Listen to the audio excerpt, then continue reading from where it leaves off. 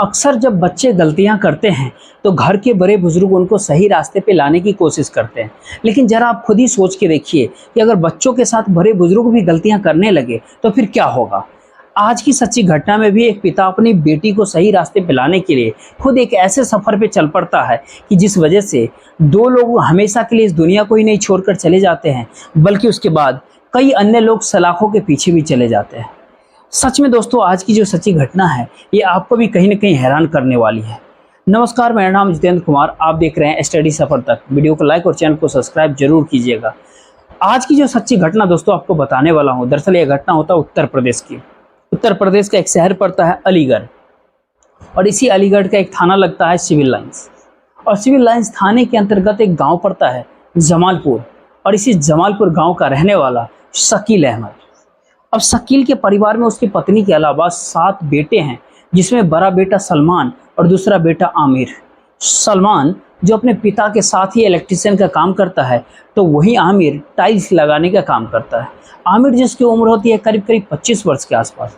बात मैं आपसे कर रहा हूँ 6 जून की रात के करीब 9 बजे के आसपास की। दरअसल आमिर के नंबर पे एक फ़ोन कॉल आता है और बात करते हुए अपने घर से वो निकल जाता है। लेकिन देर रात तक जब आमिर अपने घर वापस नहीं लौटता है तो शकील अपने बेटे के नंबर पे कॉल करता है, लेकिन अब आमिर का नंबर स्विच ऑफ बताने लगता है। उसके बाद से शकील आमिर के जितने भी दोस्त होते हैं सबके नंबरों पे कॉल करता है और अपने बेटे के बारे में पूछताछ करता है, लेकिन इसके बावजूद भी आमिर के बारे में कुछ भी नहीं पता चलता है।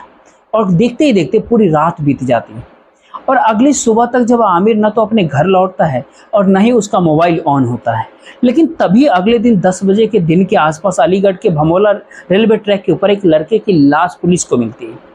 अब पुलिस को जब ये लाश मिलती है, उस लाश को जब पुलिस चेक करती है तो पता चलता है कि उसके शरीर पर कई जगह पर चोट और घाव के निशान हैं, जिसको देख करके पुलिस अंदाज़ा लगाती है कि शायद ट्रेन के सफ़र के दौरान ये लड़का ट्रेन से नीचे गिर गया हो, जिसकी वजह से इसकी मौत हो गई है। पुलिस जब उस लाश के बारे में वहाँ पर मौजूद आसपास के लोगों से पूछताछ करती है तो कोई भी व्यक्ति उस लाश की पहचान ही नहीं करता। लेकिन पुलिस जब उसके कपड़ों की तलाशी लेती है तो आखिरकार उसके पॉकेट से एक पर्स मिलता है, जिसमें उसका आधार कार्ड होता है, जिस आधार कार्ड के ऊपर उसका नाम आमिर लिखा हुआ था। आखिरकार आमिर की पहचान हो जाती है। आमिर का जैसे ही आधार कार्ड मिल जाता है, पुलिस तुरंत ही इस बात की जानकारी आमिर के पिता शकील अहमद को देती है। अब शकील अहमद जो अपने पूरे परिवार के साथ में जब घटनास्थल पे पहुंचता है और जब अपने बेटे को मृत अवस्था में देखता है, सबके सब चीख चीख करके रोने लगते हैं। पुलिस शकील को समझाते बुझाते हुए कहता है कि तुम्हारे बेटे का एक्सीडेंट हुआ है। इस पे पुलिस वालों को शकील जवाब देता है कि नहीं साहब, मेरे बेटे की हत्या की गई है। दरअसल कल रात को उसके नंबर पे एक कॉल आया था और बातचीत करते हुए वो अपने घर से निकल गया। उसके बाद से न तो वो घर वापस आया और न ही उसका मोबाइल ऑन हुआ है। शकील जैसे पुलिस वालों को सामने मोबाइल का नाम लेता है, पुलिस अब घटनास्थल के काफ़ी बारीक तरीके से मुआयना करती है, लेकिन पुलिस को आमिर का मोबाइल नहीं मिलता है। पुलिस सबसे पहले उस लाश को अपने कब्जे में लेकर के पोस्टमार्टम के लिए भेज देती है। फिर शकील के कहने पर मुकदमा दर्ज करके इस केस की तफ्तीश में जुट जाती है। पुलिस इस केस की तफ्तीश करते हुए सबसे पहले आमिर के मोबाइल नंबर का कॉल डिटेल्स निकलवाती है। अब कॉल डिटेल्स को जब पुलिस चेक करती है तो आखिरकार उसमें एक ऐसा नंबर मिल जाता है जिस पे आमिर ने आखिरी बार बातचीत किया था। दरअसल आमिर उस नंबर पे पिछले कई महीनों से लगातार बातचीत करते आ रहा था। पुलिस जब उस नंबर का कॉल डिटेल्स निकलवाती है तो पता चलता है वो नंबर किसी निशा के नाम पर रजिस्टर्ड है, और ये निशा कोई और नहीं बल्कि आमिर के ही गांव के रहने वाली है।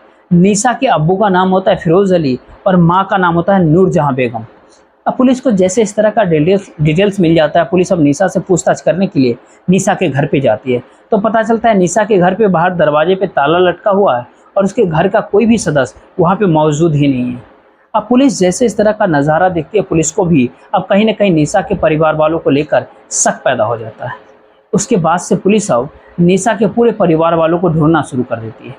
पुलिस अपनी तमाम कोशिश कर लेती है, 2 दिन का समय बीत जाता है, लेकिन इसके बावजूद भी निशा के परिवार के बारे में कुछ भी नहीं पता चलता है। अब लेकिन जैसे ही 2 दिन का समय बीत जाता है, आखिरकार अगले ही दिन 10 जून को इधर एटा जिले के पलावन थाने के अंतर्गत एक गांव पड़ता है बहादुरपुर, और इसी बहादुरपुर गांव का रहने वाला पंकज तिवारी जो अब गांव के बाहर नहर किनारे होते हुए अपने खेतों में जा रहा था, तभी देखता है कि नहर किनारे झाड़ियों से एक लड़की के चीखने चिल्लाने की आवाज़ आ रही है। पंकज जब झाड़ियों में झांकता है तो झाड़ियों के भीतर का नज़ारा देख पंकज के पैरों तले जमीन ही खिसक जाती है। दरअसल उस झाड़ी के भीतर एक लड़की काफ़ी गंभीर अवस्था में पड़ी हुई थी। उसके शरीर से काफ़ी मात्रा में खून भी निकल रहा था, लेकिन वो लड़की जीवित थी। पंकज उस लड़की से एक पर एक कई तरह का सवाल भी पूछता है, लेकिन इसके बावजूद भी वो लड़की कोई जवाब नहीं दे पाती। लेकिन पंकज जैसे इस तरह की नज़ारा देखता है, अब वो ज़ोर ज़ोर से चीखने चिल्लाने लगता है। पंकज की चीख पुकार सुन करके आसपास के लोग भी वहाँ पे इकट्ठा हो जाते हैं और फिर उस लड़की को झाड़ी से बाहर निकालते हैं। तभी उन्हीं में से एक व्यक्ति इस बात की जानकारी पलावन थाने के अंदर दे देती है। इधर पुलिस को जैसे इस तरह की खबर मिलती है, पुलिस तुरंत ही अपनी टीम के साथ उस घटनास्थल पर पहुंचती है और फिर लड़की को जब वो चेक करती है तो पता चलता है उसके गर्दन पे एक गोली लगी हुई है। चूँकि लड़की अभी जिंदा थी, इसीलिए पुलिस उस लड़की को आनन फानन में लेकर के नज़दीकी अस्पताल में जाती है और डॉक्टर जब उस लड़की का ट्रीटमेंट करते हैं, आखिरकार कुछ घंटों के बाद वो लड़की होश में आ जाती है। अब लड़की जब होश में आ जाती है, पुलिस अब उस लड़की से जाकर के पूछताछ करती है कि तुम्हारा नाम क्या है। इसमें वो लड़की अपना नाम निशा बताती है। अब निशा पुलिस वालों को कहती है, साहब मेरे अब्बू का नाम फिरोज अली है और मेरी माँ का नाम नूरजहां बेगम। दरअसल मैं इसी मलावन थाने के अंतर्गत पत्थर गांव का रहने वाली हूँ, लेकिन मेरा पूरा परिवार अलीगढ़ के जमालपुर में रहता है। निशा जब ये सारी बात पुलिस वालों को बताता है, पुलिस फिर से निशा से सवाल करती है कि तुम्हारे साथ इस तरह की हरकत क्या किसने है। इस पर निशा थोड़ी देर सोचने के बाद पुलिस वालों को कहता है कि साहब मुझे इस हालत में पहुंचाने वाला कोई और नहीं बल्कि मेरा ही परिवार है। दरअसल निशा अपने अम्मी अबू के अलावा छोटा भाई साहिल का नाम लेती है। साहिल जिसकी उम्र होती है करीब करीब 14 वर्ष के आसपास। निशा जब अपने परिवार वालों का ही नाम लेती है, पुलिस निशा के ही कहने पे उसके अम्मी अबू से पूछताछ करने के लिए पत्थर गांव में जाती है तो पता चलता है कि पत्थर गांव में भी जो उसका घर है, उस घर पे बाहर पे दरवाजे पे ताला लटका हुआ है। जब वहाँ पर भी निशा के परिवार वाले नहीं मिलते हैं, पुलिस अब अलीगढ़ के जमालपुर गाँव में जाती है। लेकिन पुलिस जब जमालपुर गाँव में पहुँचती है तब पुलिस को ये बात पता चलता है कि दरअसल यहाँ के भी सिविल लाइन थाने के पुलिस फिरोज के पूरे परिवार को ढूंढ रही है। उसके बाद दोनों थाने के पुलिस अब फिरोज के पूरे परिवार को ढूंढना शुरू कर देती है। साथ ही साथ अपने खबरियों को भी अपने काम पे लगा देती है। लेकिन जैसे ही 2 दिन का समय बीतता है, आखिरकार 12 जून को एक खबरी इसी मलावन थाने में पहुंचता है और पुलिस वालों से कहता है कि साहब फिरोज अपनी पत्नी के साथ ताजपुर गांव में मौजूद है। दरअसल दोनों वहां से कहीं भागने की फिराक में। खबरी जैसे ही लोकेशन पुलिस को देता है, पुलिस उसके बाद से अपनी टीम के साथ उस गांव में पहुंचती है और वहां से फिरोज और उसकी पत्नी को अपने साथ गिरफ्तार करके थाने पहुंच जाती है और फिर फिरोज से इस पूरे वारदात के बारे में पूछताछ करती है।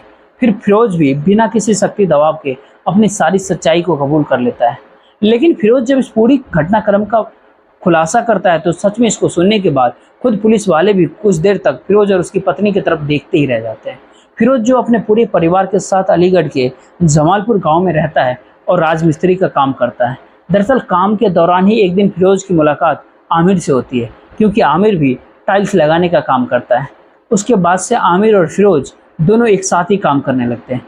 इसीलिए आमिर सबसे पहले फिरोज के घर पे जाता है और फिर उसे अपने साथ लेकर के अपनी ड्यूटी पे जाता है। लेकिन एक दिन आमिर जब फिरोज के घर पे जाता है और पहली बार जब उसकी बेटी निशा को देखता है तो निशा की खूबसूरती देख पहली नज़र में उसे पसंद कर लेता है।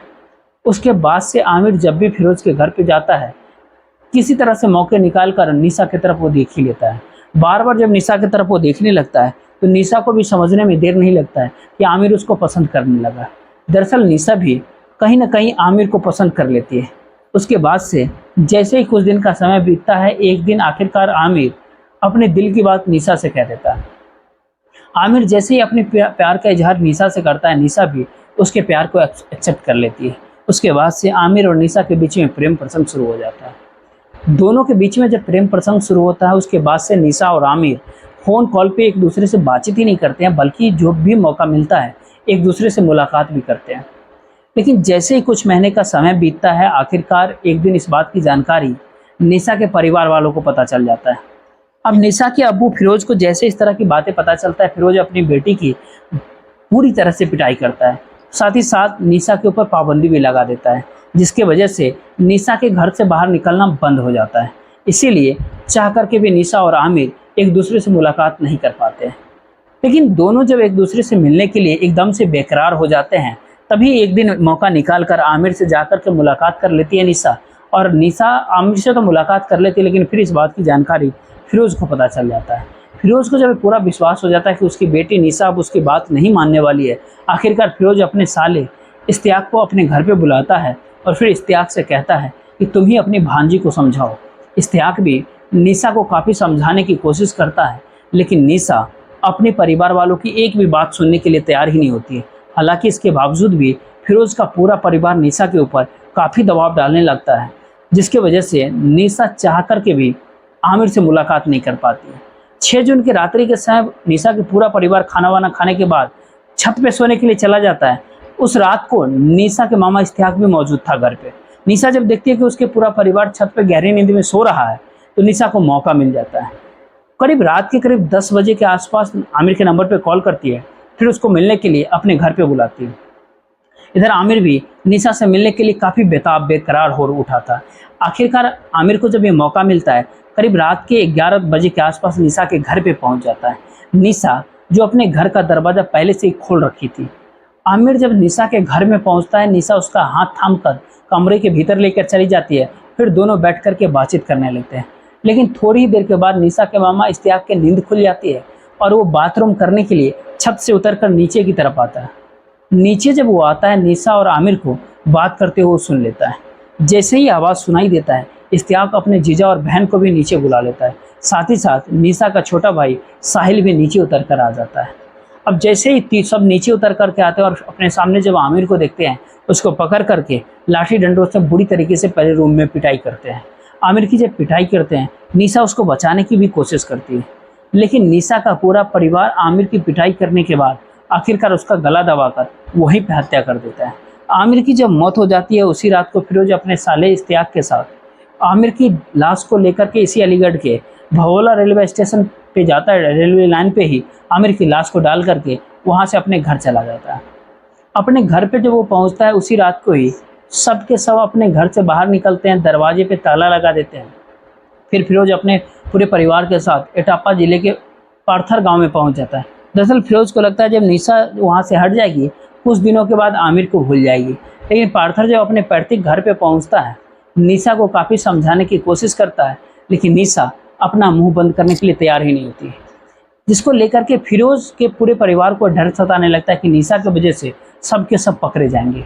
2 दिनों तक निशा को समझाने बुझाने की कोशिश करते हैं। निशा जब अपनी जिद से पीछे नहीं हटती है, आखिरकार फिरोज का पूरा परिवार निशा को भी इस दुनिया से हटाने का तय कर देता है। और फिर जाकर निशा को इस दुनिया से हटाने से पहले उसकी लाश को ठिकाने लगाने के लिए एक जगह को ढूंढते हैं। जैसे जगह मिल जाती है, आखिरकार 9 जून की रात के समय फिरोज का पूरा परिवार 2 बाइक के ऊपर सवार होकर अपने घर से निकलते हैं और निशा से कहते हैं कि हम जमालपुर में चल रहे हैं। करीब रात के 9 बजे के आसपास जब अपने घर से वो निकलते हैं, घर से करीब 15-20 किलोमीटर दूर बहादुरपुर गांव के नहर किनारे पहुंचते हैं। जब वहां पे सुनसान जगह दिखते हैं, गाड़ी को वहीं पे रोक देते हैं। साथ ही साथ निशा को बाइक से उतारते हैं और उसके बाद से फिरोज और उसके पत्नी निशा का हाथ थाम लेते हैं। और फिर इश्तियाक अपने पास से एक तमंचा को निकालता है, निशा के गर्दन पे सटाकर ट्रिगर दबा देता है और फिर उसके बाद से निशा को घायल अवस्था में ही झाड़ी के अंदर फेंक देता है। दरअसल फिरोज के पूरा परिवार को ऐसा लगता है कि निशा की मौत हो चुकी है और उसके बाद से सब के सब वहाँ से फरार हो जाते हैं। लेकिन खुशकिस्मती से निशा की जान बच जाती है। फिरोज अपनी बेटी की हत्या एटा जिले में इसलिए करता है क्योंकि उसको पूरा विश्वास होता है कि पुलिस उस तक कभी नहीं पहुंच पाएगी। लेकिन फिरोज लाख चालाकी करने के बावजूद पुलिस के हाथे चढ़ जाती है। सच में फिरोज पूरी कहानी पुलिस वालों को बताता है। पुलिस फिरोज के कहने पर उसके साला इश्तियाक और बेटा साहिल, इन सबको अपने साथ गिरफ्तार करके थाने लाती है। फिलहाल पुलिस ने इन सभी आरोपियों को अपने साथ गिरफ्तार करके इन पर गंभीर धाराओं में मुकदमा दर्ज करके जेल भेज दिया। लेकिन निशा अभी भी हॉस्पिटल के भीतर जिंदगी और मौत से अपनी जंग लड़ रही थी। दोस्तों, पूरे घटनाक्रम सुनाने का उद्देश्य आपका क्या राय है, आप अपनी राय जरूर कमेंट बॉक्स में लिखिएगा। बाकी आपको इस वीडियो